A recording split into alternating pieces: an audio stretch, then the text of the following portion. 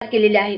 त्याचबरोबर माझे ज्येष्ठ बंधू अशोकराव देशमुख हे माझे खरे शिल्पकार म्हणायला काही हरकत नाही। ते जरी त्यांना बोलता येत नव्हतं, ऐकायला येत नव्हतं, पण त्यांना माहीत झालं की ही खेळते। मला 4थी पर्यंत त्यांनी गणित शिकवलेले। गणित तुम्हाला आश्चर्य वाटेल, मूकबधीर असताना त्यांनी मला गणित, त्यामुळे माझं गणित त्यांच्यामुळे हँड झालं। त्याशिवाय हा झाला अकॅडमिक भाग, पण प्रत्यक्ष सकाळी 4 वाजता उठून त्यांनी मला रनिंगला घेऊन जाणं, प्रॅक्टिस करून घेणं आणि स्किल वाईज मला त्यांनी खो खो आणि कबड्डीचं त्यांनी खरं बेसिक त्यांनी मला शिकवलेलं आहे। त्यामुळे आय लव्ह माय ब्रदर्स असे मला, त्यामुळे मला मूकबधीर जरी म्हटले तर मला त्याचा कधीच हे वाटला नाही, पण मला माझ्या बंधूवर सार्थ अभिमान आहे।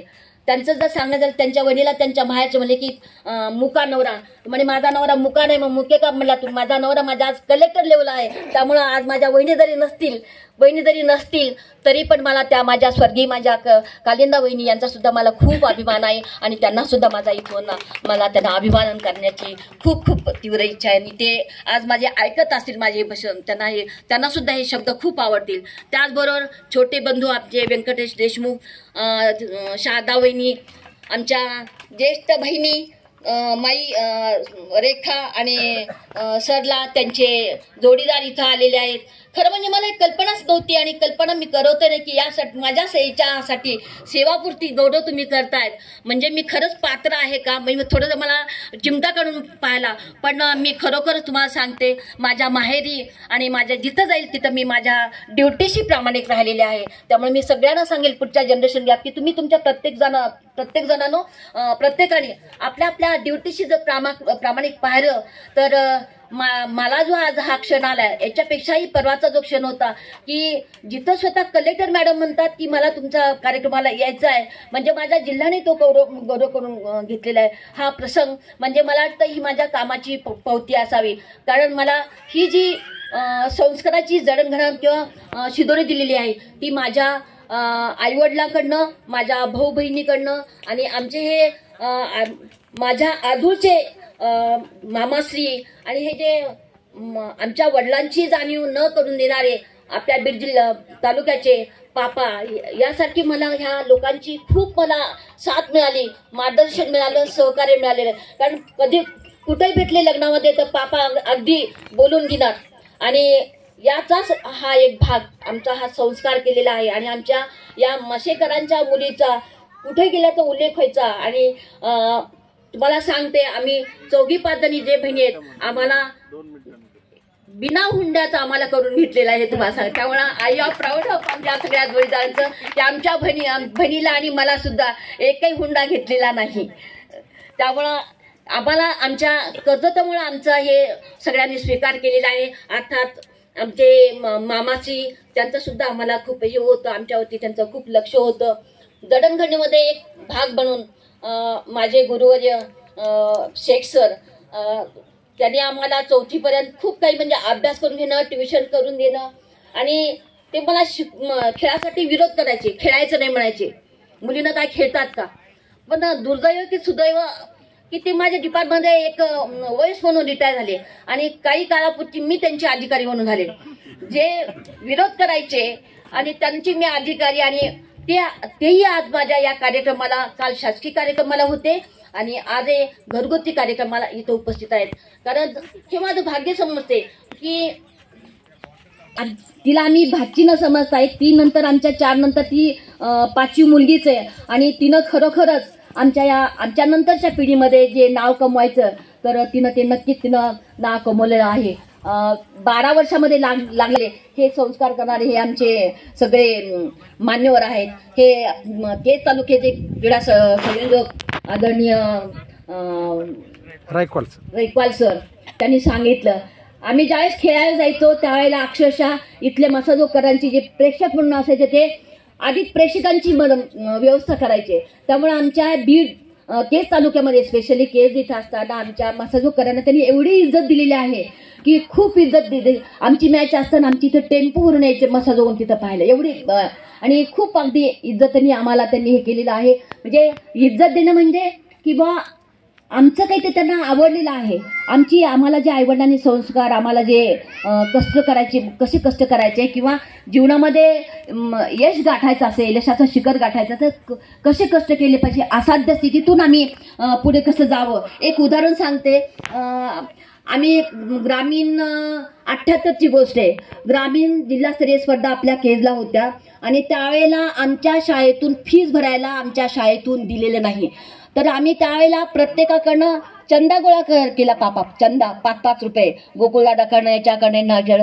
आणि घरी सांगितलं आम्ही बसने जाणार आहे, पण अक्षरशः मसाजोग ते केज आम्ही पायी गेलो, पायी.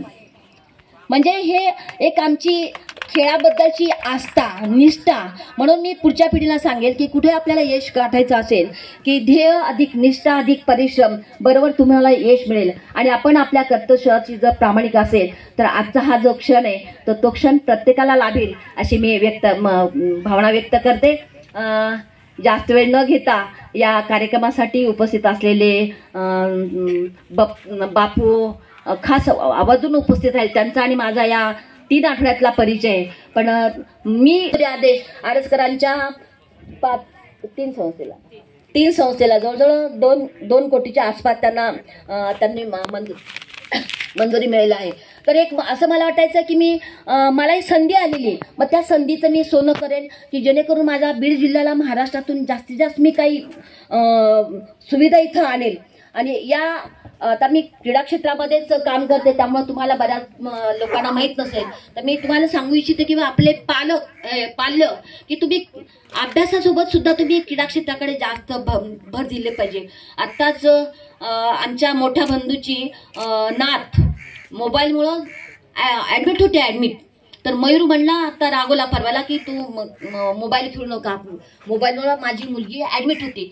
तर मी सांगेन आपल्या मुलासोबत सुद्धा आणि आपण सुद्धा मोबाईलच्या सोडून मैदानाचं पकडा. तुम्ही मैदान अवॉइड करा आणि मैदानाकडे पकडा. प्रत्येकाने कमीत कमी 1 तास तरी तुम्ही ग्राउंडवरती जावं, आपलं आरोग्य चांगलं सुधारावं. जर आपल्याला सर्वांगीण विकास करायचा असेल आणि तुम्हाला या स्वच्छ निरागस वातावरणात गेल्याशिवाय तुम्हाला पर्याय नाही. आपल्या महिला मंडळात सुद्धा तुम्ही किचन धरून ठेवण्यापेक्षा या किचनशिवाय तुम्ही प्रत्येक महिलांनी, विशेषतः महिला, कारण तुम्ही महिला हा कुटुंबाचा खरा घटक आहात, त्यामुळं फक्त मेकअपकडं तुम्ही लक्ष न देता तुम्ही ग्राउंडवरती स्वच्छ हवा त्याचा उपभोग घ्या, जेणेकरून आपलं आरोग्य चांगलं राहील. आणि माझी जरी मुलं डॉक्टर होणार असतील तरी तुम्ही डॉक्टराकडे तुम्ही न जाता स्वतःचं आरोग्य स्वतःच घडवा.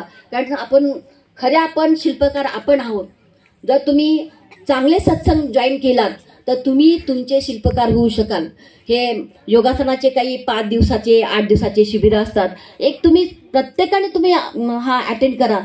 अटेंड करण्यापूर्वीचा तुमचा स्वतःचा अनुभव आणि अटेंड केल्यानंतरचा स्वतःचा अनुभव तुम्ही जर अनुभवलात तर गॅरेजमध्ये जाण्यापूर्वीची सायकलची किंवा बाईकची अवस्था आणि गॅरेजमधून आल्यानंतर त्या बाईकची अवस्था जशी असते तशी तुमची ही बाईक, तुमची ही मोटरसायकल अगदी याच्या मार्गावरती चांगलं चलत. जर तुम्हाला डॉक्टरकडे जायचं नसेल, पैसा वाचवायचा असेल आणि चांगल्या प्रकारे जीवन जगायचं असेल निर्भीड, पण मी म्हणलं मला आधी माझी पेन्शन मंजूर होऊ देत, पेन्शन मंजूर करायचं की नाही करायचं ते आपण ठरवू. मला थोडंसं पाहुणेराळाकडं मला सगळ्यांना भेटून माझ्याबद्दलची गैरसमज नाराजी व्यक्ती म्हणजे विस्तृत प्रमाणामध्ये बहिणीचे व्याही, बहिणींच्या विहीनबाई, त्यांच्या सुना, त्यांच्या सगळ्या हे एवढं हे संख्येने इथं येतील हे मला स्वप्नसुद्धा म्हणजे कल्पनासुद्धा करत नाही. तो खरं म्हणजे आज माझा खूप मोठा भाग्याचा दिवस समजेल. नांदेड कुठं बबलू आहे, रवी आहे, गणेश आहे, उत्तम अन्नाचा आमचा तर कॉलेजमध्ये तर सगळ्यांना म्हणजे ग्रामीण भागातल्या लोकांसाठी उत्तम अन्न म्हणजे खूप अगदी पाठीराखे. म्हणून आजच्या त्यांच्या या घेतलेल्या कष्टामुळे आज रवी आणि गणेश त्यांचे खूप आभार. आपण पाहतोय आज मसाजोग या गावामध्ये सुहासिनी देशमुख ज्या बीड जिल्हा क्रीडाधिकारी म्हणून नुकत्याच आज निवृत्त होत आहेत, त्यांचा प्रचंड मोठा सेवापूर्ती गौरव सोहळा या ठिकाणी आयोजित करण्यात आलेला आहे. आपण बघू शकता सगळे मान्यवर या ठिकाणी विचारपीठावर आहेत. आताच सर्व मान्यवरांनी त्यांच्याप्रती असलेल्या आपल्या भावना व्यक्त केलेले एक सुंदर कार्यक्रम या ठिकाणी आयोजित केला होता. पारिवारिक कार्यक्रम होता, मात्र या कार्यक्रमाला अनेक मान्यवरांची या ठिकाणी उपस्थिती होती आणि खरोखर त्यांनीही आपल्या ज्या भावना आहेत या प्रसंगी आपण कसे घडलो या सगळ्या आईवडिलांप्रती आपला आदर आणि आईवडिलांचं आपलं योगदान या सगळ्या प्रती त्यांनी आपल्या भावना व्यक्त केलेल्या आहेत. एक सुंदर कार्यक्रम या मसाजोगमध्ये पार पडलेला आहे आणि नुकतंच आपण त्यांना जी काही 3 तारखेला सावित्रीबाई यांची जयंती आपण साजरी करतो केज शहरात, त्या जयंती दिनीही त्यांचा सत्कार सोहळा करण्यासाठी त्यांना निमंत्रितही केलेले. केजवासियांच्या वतीनं केजच्या कन्या म्हणून त्यांचा सत्कार त्या ठिकाणी होणार आहे. एक सुंदर सोहळा मसाजोगच्या या धर्तीवर आज पार पडलेला आहे.